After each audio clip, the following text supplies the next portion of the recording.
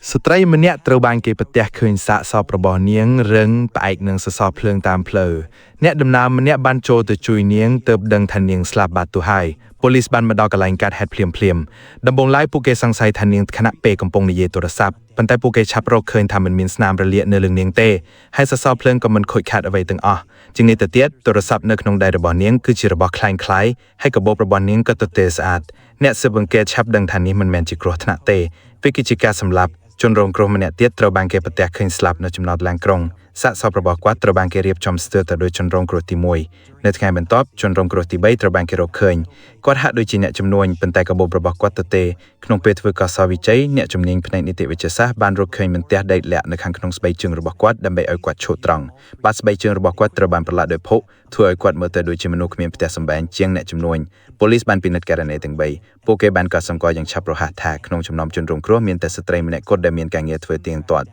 អ្នកស៊ើបអង្កេតបានឆែកឆៀកអាប៉ាតមិនរបស់នាងហើយបានរកឃើញគំនូប្រេងដ៏ចម្លែកមួយចូលនៅលើជញ្ជាំងដែលផ្អែកលើរចនាបថនៃគំនូពួកគេក៏បានតាមរកវិចិត្រករនោះភ្លាម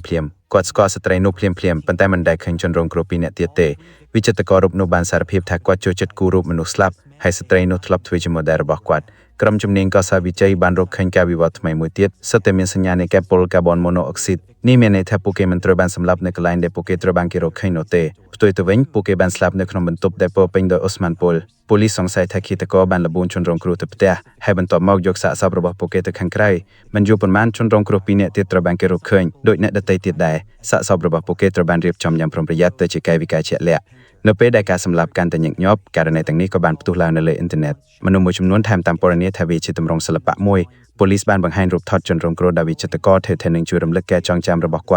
ាត់ស្រាប់តែចងចាំនរណាម្នាក់ដែលធ្លាប់បង្ហាញគាត់នៅគំនូព្រាងជាច្រើនរយកាយវិការនៅក្នុងគំ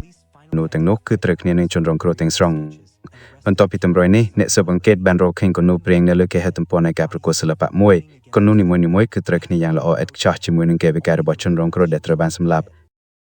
ស្ត្រីម្នាក់ត្រូវបានគេប្រទះឃើញសាកសពរបស់នាងរឹងផ្អែកនឹងសសរភ្លើងតាមផ្លូវអ្នកដំណើរម្នាក់បានចូលទៅជួយនាងទើបដឹងថានាងស្លាប់បាត់ទៅហើយប៉ូលីសបានមកដល់កន្លែងកើតហេតុភ្លាមដំបូងឡើយពួកគេសង្ស័យថានាងខណៈពេលកំពុងនិយាយទូរស័ព្ទប៉ុន្តែពួកគេឆាប់រកឃើញថាមិនមានស្នាមរលាកនៅលើនាងទេហើយសសរភ្លើងក៏មិនខូចខាតអ្វីទាំងអស់ជាងនេះទៅទៀតទូរស័ព្ទនៅក្នុងដៃរបស់នាងគឺជារបស់คล้ายៗហើយកាបូបរបស់នាងក៏ទទេស្អាតអ្នកស៊ើបអង្កេតឆាប់ដឹងថានេះមិនមែនជាគ្រោះថ្នាក់ទេវាគឺជាការសម្លាប់ជនរងគ្រោះម្នាក់ទៀតត្រូវបានគេប្រទះឃើញស្លាប់នៅចំណតឡានក្រុងសាកសពរបស់គាត់ត្រូវបានគេរៀបចំស្ទើរទៅដោយជនរងគ្រោះទី1នៅថ្ងៃបន្ទាប់ជនរងគ្រោះទី3ត្រូវបានគេរកឃើញគាត់ហាក់ដូចជាអ្នកជំនួញប៉ុន្តែកាបូបរបស់គាត់ទៅទេក្នុងពេលធ្វើកសោវិជ័យអ្នកជំនាញផ្នែកនីតិវិទ្យាសាស្ត្របានរកឃើញមន្ទះដែកលាក់នៅខាងក្នុងស្បែកជើងរបស់គាត់ដើម្បីឲ្យគាត់ឈរត្រង់បាតស្បែកជើងរបស់គាត់ត្រូវបានប្រឡាក់ដោយភក់ធ្វើឲ្យគាត់មើលទៅដូចជាមនុស្សគ្មានផ្ទះសម្បែងជាងអ្នកជំនួញប៉ូលីសបានពិនិត្យករណីទាំង3ពួកគេបានកត់សម្គាល់យ៉ាងឆាប់រហ័សថាក្នុងចំណោមជនរងគ្រោះមានតែស្ត្រីម្នាក់គត់ដែលមានការងារធ្វើទៀងទាត់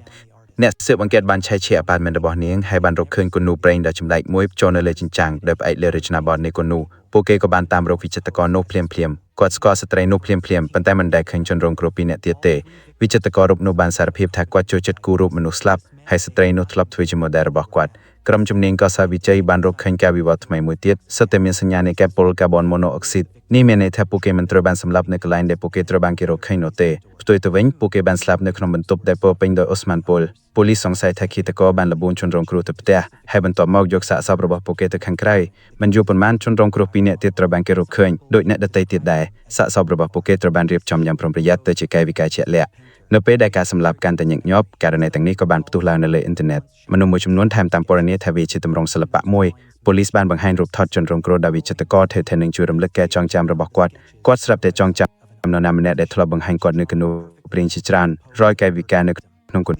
នូទាំងនោះគឺត្រូវគ្នានឹងជនរងគ្រោះទាំងស្រុងបន្ទាប់ពីទម្រង់នេះអ្នកស៊ើបអង្កេតបានរកឃើញគំនូព្រាងនៅលើគេហទំព័រនៃការប្រកួតសិល្បៈមួយគំនូនីមួយៗគឺត្រូវគ្នាយ៉ាងល្អឥតខ្ចោះជាមួយនឹងកាយវិការរបស់ជនរងគ្រោះដែលត្រូវបានសម្លាប់